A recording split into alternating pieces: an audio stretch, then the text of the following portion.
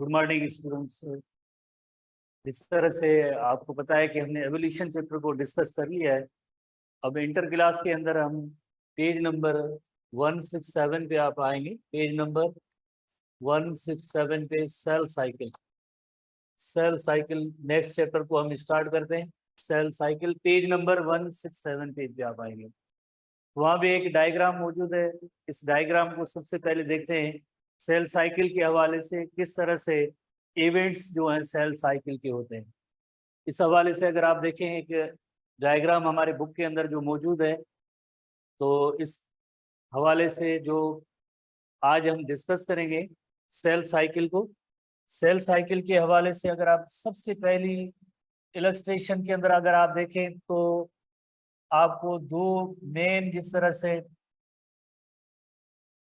Parts नजर आते हैं, टू मेन पार्ट्स आपको जो नजर आते हैं, जिसके अंदर आपको जो मेजर पोर्शन जो है दैट इज इंटरफेस। इसके अंदर जो मेजर पोर्शन है वो इंटरफेस है। बाकी जिस तरह से एक छोटा सा एरिया जो है उसके अंदर भी फर्दर दो चीजें हैं। एक है जैसे माइटोटिक फेज है या एम फेज जिसे कहते हैं, और बाकी रिमेनिंग ये सारा जो है इंटरफेज है। ये जितना भी जैसे टाइम जो लग रहा है ये सब इंटरफेज है। सेल डिवीजन के हवाले से, सेल साइकिल के हवाले से मेजर जो पोर्शन है ये सब इंटरफेज का है और जिसे आमतौर पे हम कहते हैं कि ये रेस्टिंग फेज है, जिसमें सेल के अंदर कोई डिवीजन नहीं होती है। जस्ट सेल एक प्रिपेयर होता है, अपने आप को प्रिपेयर करता है किसके लिए, for the process of division का जो फेज होता है वो माइटोटिक फेज होता है या एम फेज होता है। और ये जो सारा लाइक जो मेजर पोर्शन है सेल साइकिल का वो सब जिस तरह से लाइक इंटरफेज होता है। You know very well, living things के अंदर एक प्रॉपर्टी है कि लिविंग थिंग्स कैन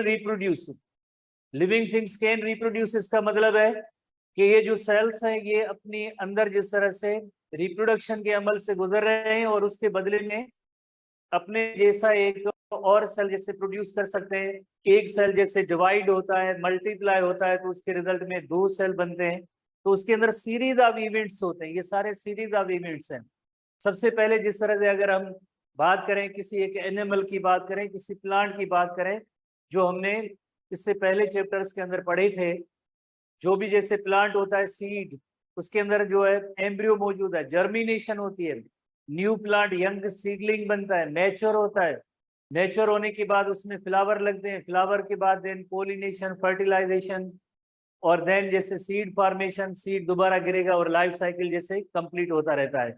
वापस इस तरह से लाइफ साइकिल स्टार्ट होगा। इसी तरह से इस सेल के अंदर भी ऐसी सीरीज ऑफ इवेंट्स होती हैं। सीरीज ऑफ इवेंट कैसे? सीरीज ऑफ इवेंट जैसे अभी एक अगर फॉर एग्जांपल हम कहते हैं न्यू सेल जो बना है, एक सेल में से दो सेल जो बने हैं, तो पहले सेल जो है वो उसको न्यूट्रिएंट मिलना जरूरी है। सेल अपनी मैक्सिमम साइज तक पहुंचेगा, ग्रोथ होगी, दूसरे लफ्जों में वॉल्यूम उसका जिस तरह से एक बढ़ेगा।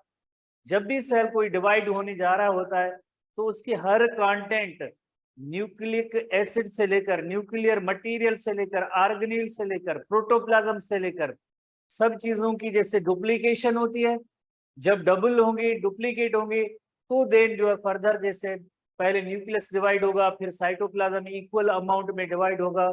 इक्वल जब हाफ जिस तरह से हो जाएगा तो एक सेल से आगे दो सेल बनते हैं।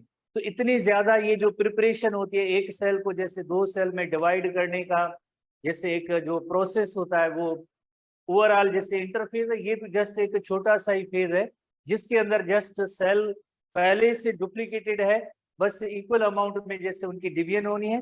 पहले जिस तरह से एक न्यूक्लियस जो होता है उसमें से दो न्यूक्लियाई बनेंगे, फिर साइटोप्लाज्म कॉमन था जिसके अंदर दो न्यूक्लियाई थे, अल्टीमेटली साइटोप्लाज्म भी डिवाइड हो जाएगा, इस तरह से दो डॉटर सेल बनते हैं। तो फर्दर जैसे आपको पता है इंटरफेस को भी वेरियस आगे जो है स्टेजेस हैं, वेरियस स्टेजेस उनके अंदर जैसे डिवाइड किया गया, यू नो वेरी वेल।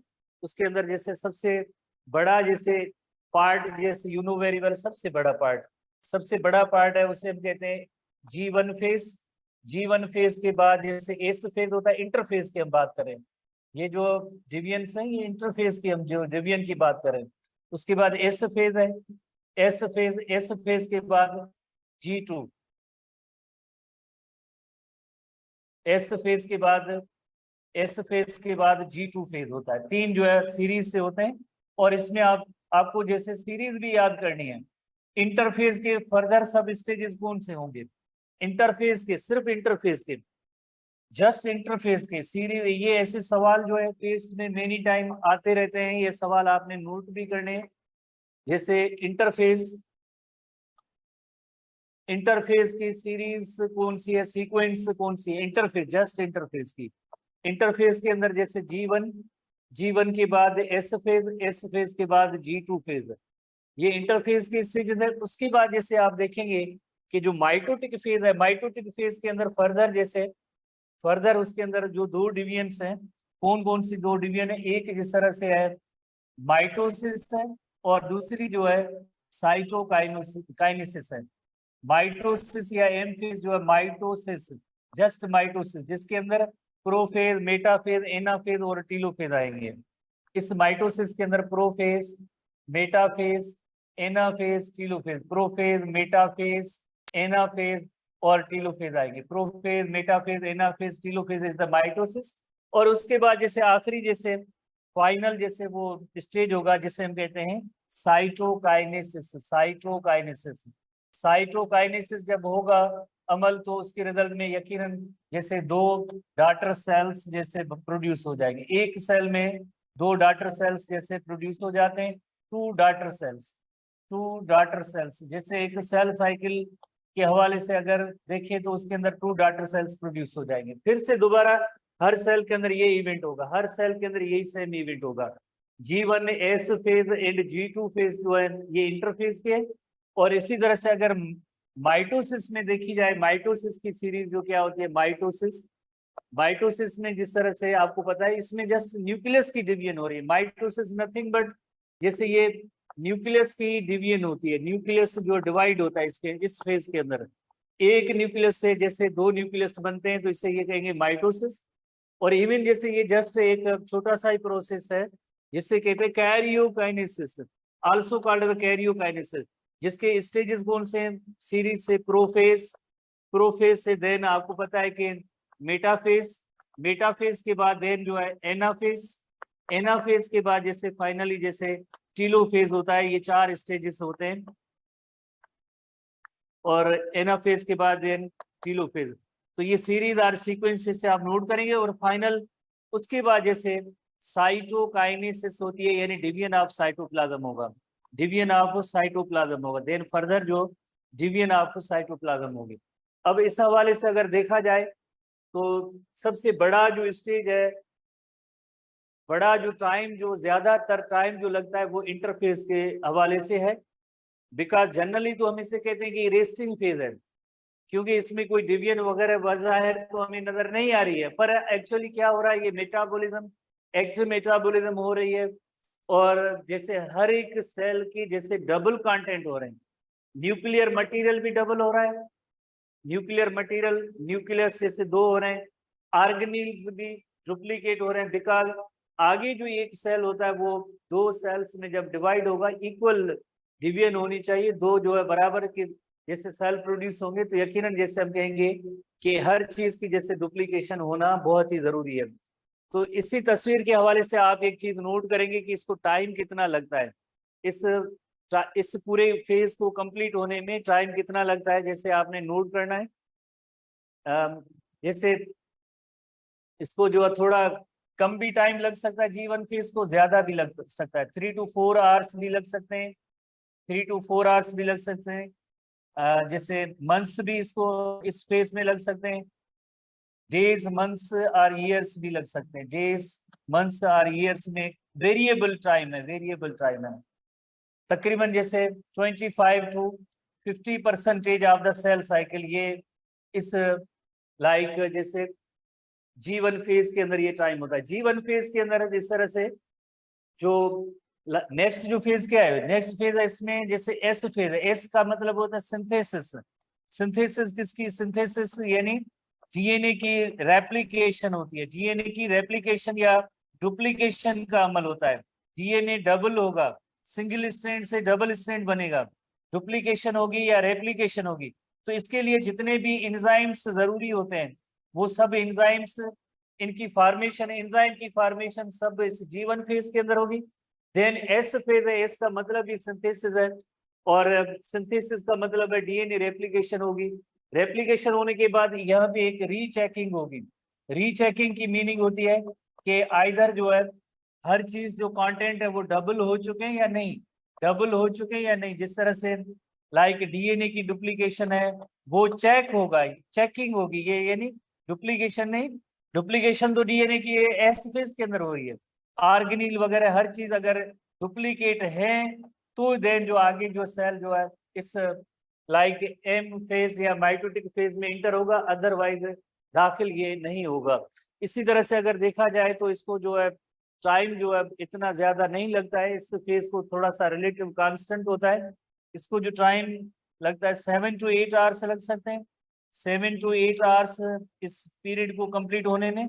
या ओवरऑल जैसे 35 to 40% होता है इस, जैसे ये 25 to 50% है टोटल इंटरफेस का टाइम उसमें से, और ये जो है इंटरफेस के 30 to 40 आवर्स इसको लग सकता है, और इसको 7 to 8 आवर्स ओवरऑल जैसे टाइम लग सकता है।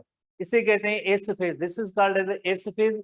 और बाकी जिस तरह से बहुत ही एक छोटा सा G2 फेज है, 2 to 5 आवर्स इसको ओवरऑल लगते हैं, 2 to 5 आवर्स ओवरऑल। जैसे अगर इस पूरे सेल साइकिल को देखा जाए, पूरे सेल साइकिल को देखा जाए तो कितना टाइम लग सकता है। इसी एक सिंगल डायग्राम के अंदर बहुत ही ज्यादा क्वेश्चन पड़े हैं, आपने जस्ट इन्हें नोट करना होता है। एक सिंगल जैसे आप डायग्राम बनाएंगे तो होपफुली इसके अंदर आप सब चीजें ये सीख सकते हैं। सब चीजें एक सिंगल डायग्राम में, काफी सारे मल्टीपल इसमें क्वेश्चन पड़े हैं। आप सिंगल डायग्राम में जैसे ये इसमें टाइम वगैरह ओवरऑल जितना कितना परसेंटेज लगता है, क्या हो रहा है सेल साइकिल के अंदर, वो सिंगल डायग्राम से आप सीख सकते हैं। इसी तरह से प्लांट सेल और एनिमल सेल के अंदर जैसे ये टाइम वेरिएबल होता है, प्लांट सेल के अंदर 10 to 13 आवर्स और एनिमल सेल के अंदर 18 to 24 hours. Cell cycle complete होने में प्लांट सेल का जो सेल साइकिल होता है, प्लांट सेल का cell cycle, cell cycle of plant cell, इसको जो है 10 to 30 आवर्स लगते हैं, 10 to 30 आवर्स लगते हैं। और एनिमल सेल का जो है सेल साइकिल कंप्लीट होने में 18 to 24 आवर्स लगते हैं, 18 to 24 आवर लग सकते हैं। सबसे छोटा जिस तरह से बैक्टीरिया वगैरह उसके अंदर जैसे 20 मिनट्स के अंदर जैसे ये कंप्लीट हो सकता है पूरा सेल साइकिल। शार्ट जो टाइम है वो 20 मिनट्स के अंदर भी जैसे हो सकता है, 20 मिनट के अंदर ये पूरा सेल साइकिल जो है कंप्लीट हो सकता है, 20 मिनट्स के अंदर, विद इन 20 मिनट्स।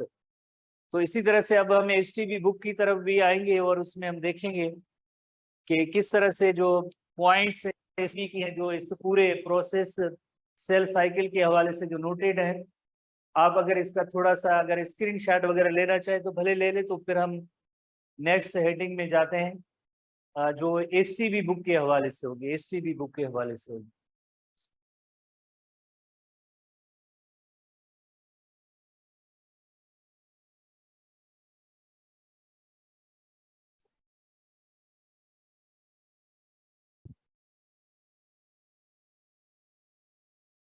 ठीक है, HTB बुक के हवाले से आप आएंगे पेज नंबर 167 पेज पे आप आएंगे। और you know very well first year के अंदर आप एक पढ़ते हैं सेल थ्योरी पढ़ते हैं। सेल थ्योरी की जो है 3 पॉइंट्स हैं, फर्स्ट ईयर चैप्टर 4 के अंदर मौजूद है, जिसके नंबर 3 जो पॉइंट है, सेल थ्योरी की नंबर 3 जो पॉइंट है, cells arise by the division of the pre-existing cell, cells arise by the division of the pre-existing cell, जो रडोल्फ विर्को ने दी थी ये पॉइंट। तो उसका मतलब all cells come from cells, यानी प्री एग्जिस्टिंग सेल्स हैं वहीं से अराइज होते हैं। इसका मतलब है सेल डिवाइड होते हैं, और जैसे पेरेंट सेल होता है वो डॉटर सेल में डिवाइड होता है। ये जितने सेल हैं इनके पेरेंट सेल होंगे, उनमें से डॉटर सेल बनते हैं। आगे ये जब मैच्योर होंगे तो अगेन उनके अंदर जो डिवीजन ये जारी रहेगी। तो ये वहीं से एक आइडिया आया है कि cells, all cells come from cells, यानी cells arise by the division of the pre-existing cells. With these words, Rudolf Virchow captured the crucial importance of cellular reproduction for both unicellular and multicellular organism. चाहे unicellular organism हो या multicellular organism हो, उसके अंदर जिस तरह से आपको पता है जितने भी सेल्स जो आते हैं वो by the division of the pre existing cell ऐसे ही होता है. All cells descend from the pre existing cell. वही सेम पॉइंट रुडोल्फ विर्को की है. तो इसका मतलब है cellular reproduction is absolutely essential for the continue existence of life on the earth. Cell के अंदर रिप्रोडक्शन होना, अगर लाइफ एग्जिस्ट आगे होनी है तो यकीनन उसके अंदर जैसे क्या होना चाहिए, सेल्यूलर रिप्रोडक्शन का प्रोसेस होना चाहिए. सेल्यूलर रिप्रोडक्शन यानी सेल डिवीजन या मल्टीप्लिकेशन का अमल होना चाहिए. Multiplication, cell multiplication, division. Cell reproduced by the division of the parent cell cytoplasm including full complement of organelle. यानी इसकी मीनिंग ये है जैसे अगर एक कोई सेल है उसके अंदर ये उसका न्यूक्लियस है, न्यूक्लियस के अंदर जेनेटिक मटेरियल मौजूद है, ऑर्गेनील्स मौजूद है, ऑर्गेनील्स मौजूद है. तो आगे जैसे डिवाइड होगा एक सेल में से, जब दो सेल होंगे तो दो सेल होंगे तो पूरा इनका न्यूक्लियर कंटेंट भी डुप्लीकेट होंगे और इसके अंदर जैसे ऑर्गेनील्स भी होंगे वो भी सब डुप्लीकेट होंगे. एक सेल में से दो सेल जब भी बनेंगे तो हर चीज की जैसे डुप्लीकेशन होती है. तो इसका मतलब ये है कि cell reproduce by the division of parent cytoplasm including full set of organelle. Organelle भी ऐसे डिवाइड होंगे और उसके रिजल्ट में दो डॉटर सेल्स बनेंगे. Each round of process form daughter cell.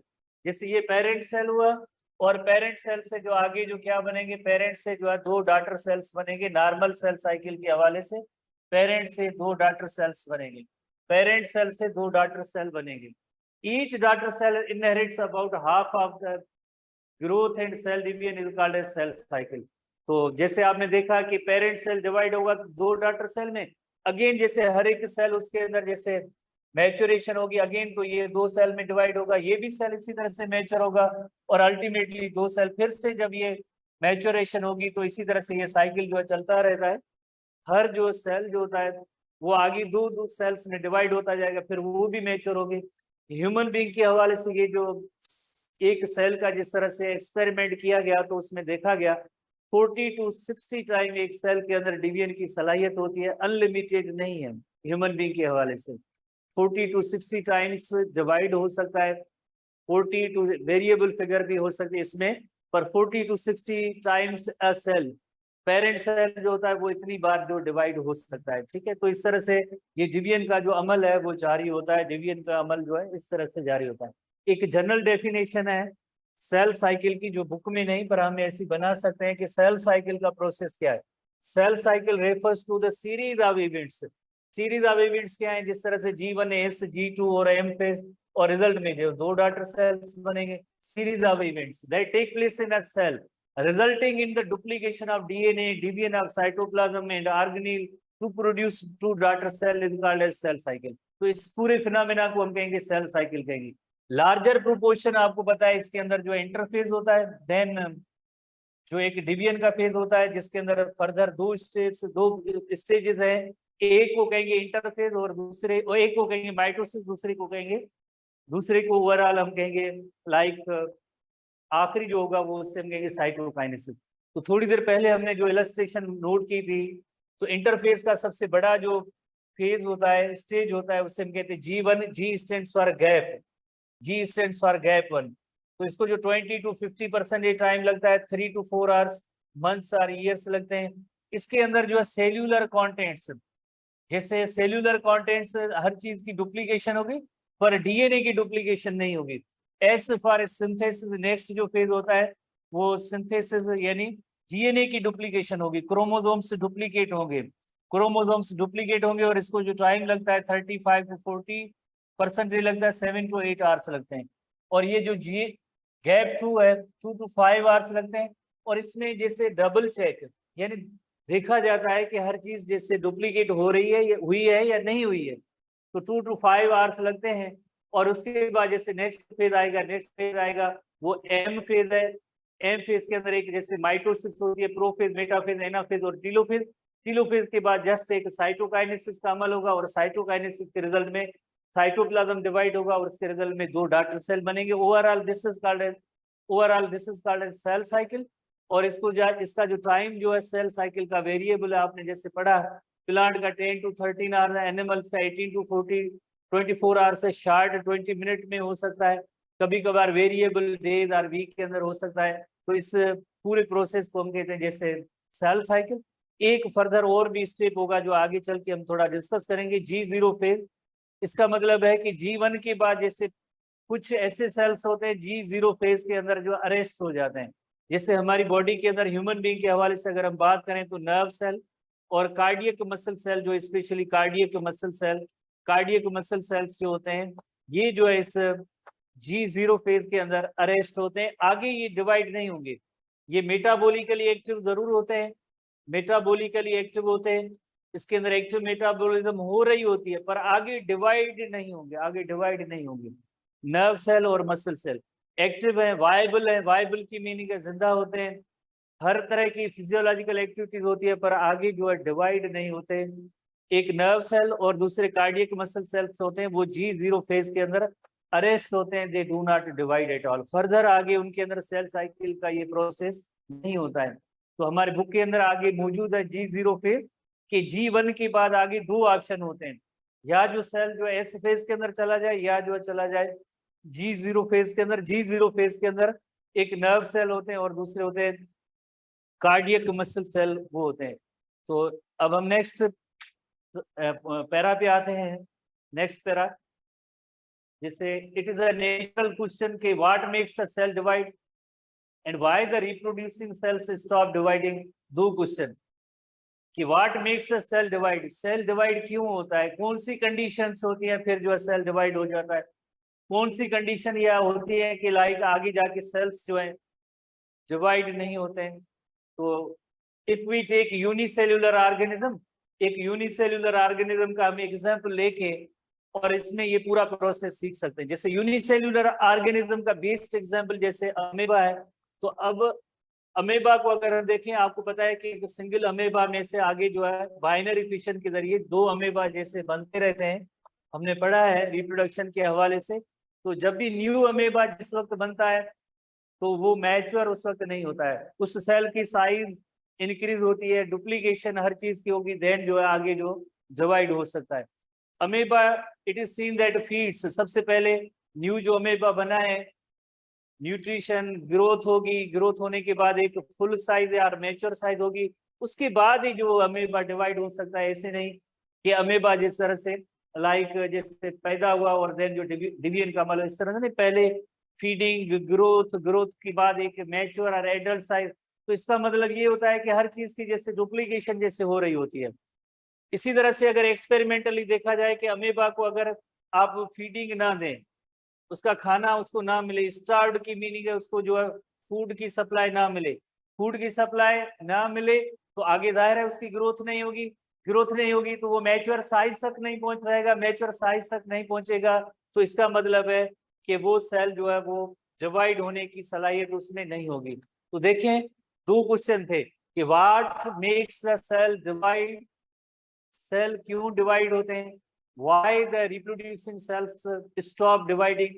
तो इस तरह से हमने देखा कि it appears if the cell division is a way to take a constant ratio between the amount of cytoplasm and nucleus. उसके लिए जरूरी है पहले चंद एक स्टेप्स होना जरूरी होते हैं, न्यूट्रिशन हो, ग्रोथ हो, एक जैसे मैक्सिमम साइज तक पहुंचेगा तो ही देन जो आगे उस सेल को सिग्नल मिलेंगे for the division, otherwise cell वो डिवाइड नहीं होगा और वो सेल स्टॉप कर देगा, डिवीजन उसमें नहीं होगी।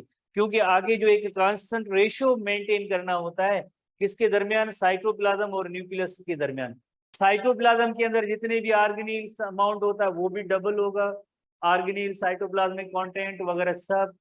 इसी तरह से न्यूक्लियस के अंदर जो जेनेटिक मटेरियल होता है उसकी भी इक्वल अमाउंट के अंदर जैसे फर्दर डिवीजन होगी हर सेल के अंदर। तो उसके लिए जरूरी है कि ये सेल जो है इस सारे प्रोसेस से गुजरे, सारे प्रोसेस से गुजरेगा तो फिर देन जो डिवीजन होगी, अदरवाइज डिवीजन नहीं होगी।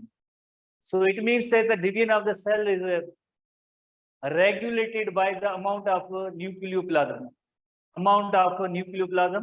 This can be explained by the fact that nucleus governs the activities of the cell. because जैसे जनरली कॉमनली हम ये स्टेटमेंट पढ़ते रहते हैं, nucleus governs the activities of the cell, because nucleus के अंदर जेनेटिक मटेरियल मौजूद होता है, उसके अंदर हेरिडिटरी इंफॉर्मेशन होती है, वहीं से इंस्ट्रक्शन जाती है सेल को, और फर्दर जैसे पूरी जैसे डिवीजन का प्रोसेस है वहीं से रेगुलेट होता है। तो इसका मतलब है एफिशिएंटली कंट्रोल ओवर है certain amount of cytoplasm. Cytoplasm पे जो कंट्रोल होता है वो न्यूक्लियस का होता है, साइटोप्लाज्म पे न्यूक्लियस ही जैसे कंट्रोल करता है, बिकॉज उसके अंदर जेनेटिक मटेरियल है, बिकॉज उसके अंदर जीन्स होते हैं, वही सिग्नल उनके जरिए सिग्नल आते हैं। इक्वल अमाउंट ऑफ साइटोप्लाज्म उसकी डिवीजन होना ये गवर्न करता है, न्यूक्लियस करता है। Hence, growth and development of every living organism depends upon the growth and development of its cell. सबसे पहले जैसे सेल ग्रो होगा साइटोप्लाज्म के कंटेंट से जनरली सेल जैसे ग्रो होगा साइटोप्लाज्म के कंटेंट से डबल होंगे, डबल होने के बाद जिस तरह से न्यूक्लियर कंटेंट भी डबल होंगे, देन फर्दर जो उनके अंदर डिवीजन होगी। ये सारी प्रोसेसेस जितने भी अभी हम पॉइंट्स नोट करें ये इंटरफेस के अंदर होती हैं। एवरीथिंग इज डुप्लीकेटेड, साइटोप्लाज्म के कंटेंट, ऑर्गेनेल्स, न्यूक्लिक एसिड सब डुप्लीकेट होंगे, तो देन जो है पहले स्टेज में न्यूक्लियस में उसमें डिवीजन होगी, न्यूक्लियस में डिवीजन होगी तो रिजल्ट में क्या होगा, जैसे दो न्यूक्लियाई बनेंगे, फिर साइटोप्लाज्म में भी इक्वल डिवीजन होगी और उसके रिजल्ट में दो डॉटर सेल बनेंगे, तो उसके बाद ही जैसे दो डॉटर सेल बनेंगे।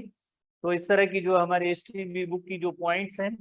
और नेक्स्ट हम आते हैं कि चाहे यूनिसेल्युलर ऑर्गेनिज्म हो चाहे मल्टी सेल्युलर ऑर्गेनिज्म हो, सेल डिवीजन तो हर हालत में जैसे होनी है। Is the means of reproduction by this process 2 or more new individuals arise from mother cell. जैसे हम इस बैक्टीरियम का एग्जांपल लेते हैं कि एक जैसे बैक्टीरियम है, सबसे पहले इसके अंदर जेनेटिक मटेरियल की 2 कॉपीज बनती है, जेनेटिक मटेरियल की 2 कॉपी बनती है, उसके बाद जैसे साइटोप्लाज्म 2 हिस्सों में डिवाइड हो जाता है और इसके रिजल्ट में 2 डॉटर बैक्टीरिया बन जाते हैं, क्रोमोसोम रेप्लिकेट हुआ, उसके बाद जिस तरह से साइटोप्लाज्म डिवाइड होगा, साइटोप्लाज्म डिवाइड होने के बाद 2 डॉटर सेल बनेगी। तो ये भी एक तरह से cell division, amitosis cell division, amitosis cell division. पर यूनिसेल्युलर ऑर्गेनिज्म भी अपने जैसे लाइक 2 न्यू जैसे इंडिविजुअल में बनता है तब भी जैसे सेल डिवीजन की जरूरत पड़ती है। इसी तरह से मल्टी सेल्युलर जो ऑर्गेनिज्म होता है, मल्टी सेल्युलर ऑर्गेनिज्म होता है उसके अंदर भी जैसे सेल डिवीजन की जरूरत होती है। अमीबा जैसे यूनिसेल्युलर यूकैरियोट है, उसके अंदर भी इसी तरह से सेल डिवीजन की जरूरत पड़ती है। मल्टी सेल्युलर ऑर्गेनिज्म का एग्जांपल है, multicellular organism new individual develop from a single cell zygote.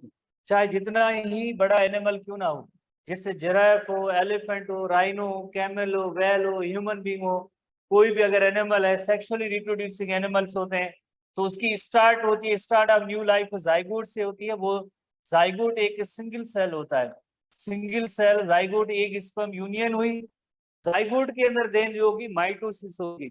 You know very well mitotic cell division, series of mitotic division, mitosis जिसे क्लीवेज कहते हैं, जनरली जिसे कहते हैं क्लीवेज। क्लीवेज होगी तो एक सेल में 2 सेल, 2 में से 4 बॉल ऑफ सेल बनेगा, मोर्यूला, ब्लास्टुला, गेस्टुला, एम्ब्रियो, एम्ब्रियो से देन यंग वन बनता है, तो ट्रिलियन ऑफ सेल बनते हैं। वो ट्रिलियन ऑफ सेल जो है इस माइटोसिस सेल डिवीजन की वजह से ही होता है, बिकॉज स्टार्ट तो जस्ट सिंगल सेल जाइगोट से हुआ है। अब आगे जो ट्रिलियन ऑफ सेल बने वो सब by the process of mitotic cell division हुई है। Multicellular organism, new individuals develop from single cell, the zygote.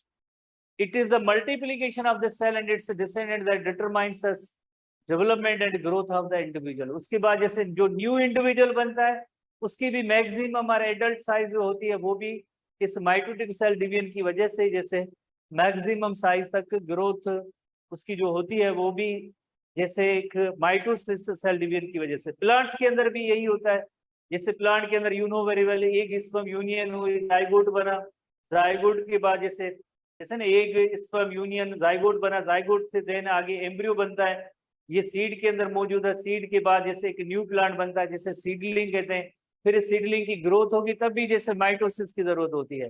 तो माइटोसिस सेल डिवीजन प्लांट या एनिमल के हवाले से हम रिप्रोडक्शन के हवाले से इनको सीख चुके हैं। तो अब नेक्स्ट हेडिंग में आते हैं। नेक्स्ट हेडिंग जैसे इट इज जनरल के 2 periods in the life cycle. Cell cycle जो तो सेल जो डिवाइड होता है उसके अंदर 2 इंपॉर्टेंट फेज और इवेंट कौन से होते हैं, एक इंटरफेज है जिसके अंदर कोई डिवीजन वगैरह नहीं होती है, पर हर किस्म की जैसे आर्गेनिल हो या न्यूक्लियर कंटेंट हो उसकी डुप्लीकेशन होती है, अमाउंट जो डुप्लीकेट होता है, प्रिपेयर होता है। और दूसरा फेज जो होता है you know very well, division का फेज है, माइटोटिक फेज है, जनरली एम फेज कहते हैं। और इसके अंदर आपने जैसे देखा एक जिस तरह से माइटोसिस होती है जिसमें प्रोफेज, मेटाफेज और एनाफेज होता है, और फाइनली जैसे आपको पता है साइटोकाइनेसिस होती है जिसके रिजल्ट में साइटोप्लाज्म डिवाइड होता है और उसमें 2 डॉटर सेल बनते हैं। उसके रिजल्ट में आगे जो है 2 डॉटर सेल बनते हैं।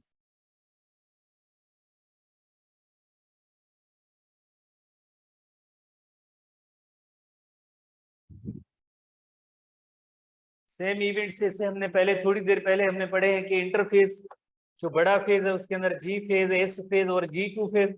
उसके बाद जैसे सेल डिवीजन का जो फेज है उसके अंदर mitosis, prophase, metaphase, anaphase, telophase. Telophase जैसे कंप्लीट होता है उसके बाद साइटोकाइनेसिस होती है। साइटोकाइनेसिस के रिजल्ट में एक सेल में से 2 डॉटर सेल बन जाते हैं। 2 डॉटर सेल बन जाते हैं, एक सेल में से आगे जो है 2 डॉटर सेल बन जाते हैं।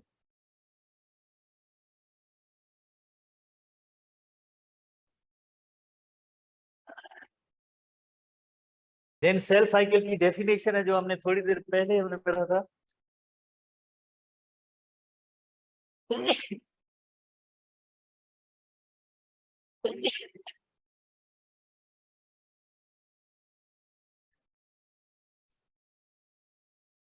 सेल साइकिल की हमने जनरली डेफिनेशन जो पढ़ी थी, इस सेल साइकिल के हवाले से एक जो न्यू सेल बनता है वहां से लेकर देन अल्टीमेटली हर एक सेल में से 2 जो सेल बनते हैं, तो ओवरऑल इसे हम कहते हैं सेल साइकिल कहते हैं। तो many sales undergo continuous alternation between division and non division. Non division कौन सा फेज है? Non division that is the interphase है। नॉन डिवीजन इंटरफेज है। और डिवीजन का फेज कौन सा होता है? डिवीजन का फेज आपको पता है जिसके अंदर माइटोसिस और साइटोकाइनेसिस होती है। माइटोसिस और साइटोकाइनेसिस इससे डिवीजन वाले फेज के अंदर आ जाते हैं। तो इन इवेंट्स को जैसे सीरीज के अंदर होते हैं जब तक जैसे लाइक 2 डॉटर सेल ना बने और हर एक डॉटर सेल आगे उसके अंदर डिवीजन नॉन डिवीजन फेज होके देन इसी तरह से रिपीट होते रहते हैं, जिसे हम कहते हैं सेल साइकिल कहते हैं। तो सेल साइकिल, हर एक सेल साइकिल, ठीक है, this cell cycle generates but length इसकी डिफरेंट होती है। जैसे हमने नोट किया कि प्लांट सेल के अंदर जैसे अप टू द 30 आवर्स तक हो सकता है, एनिमल सेल के अंदर 18 to 24 आवर हो सकता है, 20 मिनट का भी हो सकता है। तो डिफरेंट टाइप्स पे डिपेंड करता है सेल साइकिल। द डिवीजन में टेक प्लेस बाय माइटोसिस और मियोसिस। फर्दर हम आगे हम आज पढ़ेंगे माइटोसिस मियोसिस को।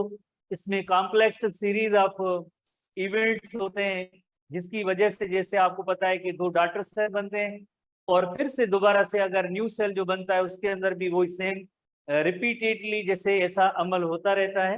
ह्यूमन बीइंग के अंदर जैसे 40 to 60 टाइम डिवाइड होने की सलाहियत होती है एक सेल के अंदर, आगे डिवाइड नहीं होगा। तो इसी तरह से हम आगे देखेंगे इंटरफेस।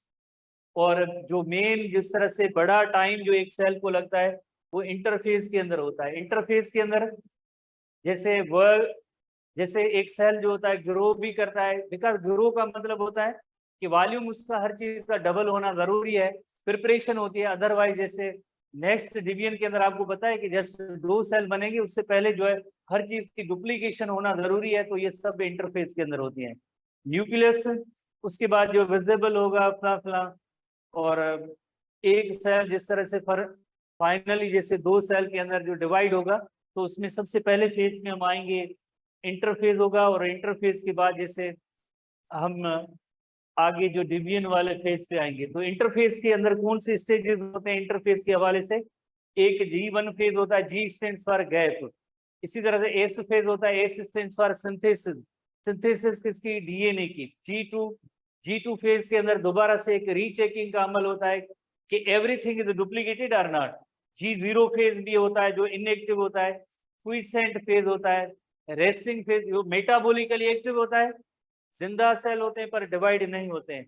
और ह्यूमन बीइंग के अंदर जो है ऐसे सेल डिवीजन की सलाहियत है 40 to 60 टाइम तक होती है, 40 to 60 टाइम तक। तो जीवन की प्रॉपर्टीज में आते हैं। जीवन की प्रॉपर्टीज जैसे हमने काफी सारी चीजें डिस्कस तो कर ली हैं, G1 की प्रॉपर्टीज ये होती है, G1 is the phase of interphase where no DNA synthesis, DNA synthesis नहीं होती है। बाकी जिस तरह से उसे डीएनए सिंथेसिस के लिए जो एंजाइम्स जरूरी होते हैं, प्रोटीन्स जरूरी होते हैं, मशीनरी जो जरूरी होती है, वो सब उसकी फॉर्मेशन का अमल होता है। During this G1 phase synthesis and organisation of substrate यानी आरएनए एंजाइम वगैरह, ताकि नेक्स्ट स्टेज के अंदर डीएनए सिंथेसिस होती है। अक्सर स्टूडेंट इससे कंफ्यूज होते हैं कि G1 के अंदर डीएनए की सिंथेसिस होती है, डीएनए की सिंथेसिस नहीं होती है। No synthesis of DNA, DNA की सिंथेसिस नहीं होती है। ठीक है, तो इस तरह से इट इज टाइम वेरिएबल है, जो हमने पहले ही नोट किया, 25 to 50% इसका टाइम होता है। उसके बाद जैसे आपको पता है दो ऑप्शन होते हैं जिसमें आइदर वो सेल जो है इसमें एस फेज में जा सकता है, आइदर एस फेज में जा सकता है या G0 स्टेज में जा सकता है। एस फेज आपको पता है उसके अंदर डुप्लीकेशन होती है, G0 फेज है उसके अंदर ये सेल वायबल तो होता है पर डिवाइड नहीं होता है, मेटाबॉलिकली एक्टिव होता है। कौन से ऐसे सेल हैं जो G0 फेज के अंदर जो है अरेस्ट होते हैं? एक जैसे नर्व सेल होता है, नर्व सेल्स हमारी बॉडी के नर्व सेल्स, और कार्डियक मसल सेल्स जो होते हैं, कार्डियक मसल सेल्स, ये जो है G0 फेज के अंदर प्रेजेंट होते हैं, जिंदा होते हैं, मेटाबॉलिकली एक्टिव होते हैं, पर they do not divide at all, आगे जो डिवाइड नहीं होंगे। उसके बाद जैसे एस फेज है, एस फेज आपको पता है कि जिसके अंदर सिंथेसिस का अमल होता है। सिंथेसिस किसकी सिंथेसिस होती है? डीएनए की। यानी अगर जिस तरह से अगर आप देखें कि जो न्यू सेल होता है उसके अंदर जैसे जस्ट 1 क्रोमेटिड होती है, अब उसकी जब डुप्लीकेशन होती है हर एक क्रोमोसोम के अंदर, जैसे डुप्लीकेटेड क्रोमोसोम होता है 2 क्रोमेटिड्स होती हैं, तो इसका मतलब है ये डीएनए सिंथेसिस का अमल एस फेज, इसके अंदर ये अमल होता है 1 क्रोमेटिड से 2 क्रोमेटिड से। बिकॉज आगे जब सेल डिवाइड होगा तो अगेन न्यू सेल होगा तो एक क्रोमेटिड इस तरह से होगी। ये अमल इस तरह से होता है जैसे अगर एक कोई सेल अभी नया बना है तो उसके अंदर एक सिंगल क्रोमेटिड होगी, सिंगल क्रोमेटिड से आगे हर एक सेल के अंदर 2 क्रोमेटिड होंगी जिससे डुप्लीकेटेड, और ये जो डुप्लीकेशन का अमल है ऐसे फेज के अंदर होगा। उसके बाद जैसे आगे 2 डॉटर सेल बनेगी तो हर एक के अंदर जैसे एक जैसे क्रोमेटिड वो अलग होगी या सेपरेट होगी, उसके लिए जैसे ये डुप्लीकेशन का अमल हो रहा है। DNA contents of the nucleus get doubled, only and only जो एस फेज होता है जिसके अंदर डीएनए की डुप्लीकेशन होती है, इसके अलावा और कोई भी फेज नहीं है। This phase is relatively constant in duration.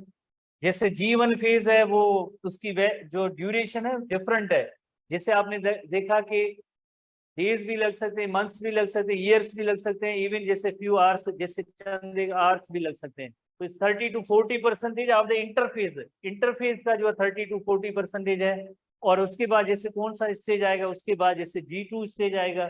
G2 stage के अंदर जैसे चेकिंग है, डीएनए सिंथेसिस नहीं होती। अगेन इसके अंदर जैसे हमारे बुक के अंदर थोड़ी सी ऐसी पॉइंट बताई गई है कि जैसे G2 फेज के अंदर डुप्लीकेशन हो रही है, G2 फेज के अंदर डुप्लीकेशन नहीं होती है। वेरी क्लियर है कि G1 sub stage chromosomes are generally observed as single strand, chromosome के जो उनकी सिंगल स्ट्रैंड की सूरत में होते हैं।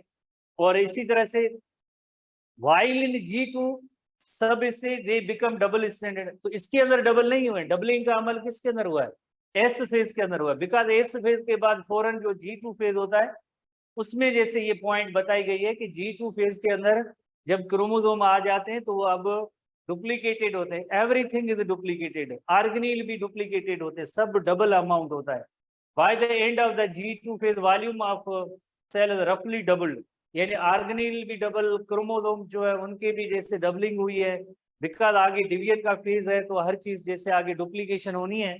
तो इस तरह से जो है ड्यूरेशन के हवाले से हमने पहले ही नोट किया है कि ड्यूरेशन में इस कंप्लीट सेल साइकिल की जैसे 10 to, ये इंपॉर्टेंट क्वेश्चन है, टोकन टाइप के सवाल है। प्लांट सेल के अंदर जो है 10 to 30 आवर्स है, एनिमल सेल के अंदर जनरली 18 to 20 आवर्स, जो हमने पहले इनिशियल डायग्राम में जैसे नोट किया उसी को आप नोट करेंगे।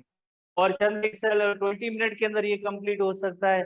इसी तरह से या इवन डेज या वीक के अंदर जो वेरिएबल टाइम है, कोई एक कांस्टेंट टाइम नहीं है, वेरिएबल टाइम है। और उसके बाद जैसे हम नेक्स्ट आगे डिस्कस करेंगे, जो माइटोसिस फेज को डिस्कस करेंगे। ठीक है।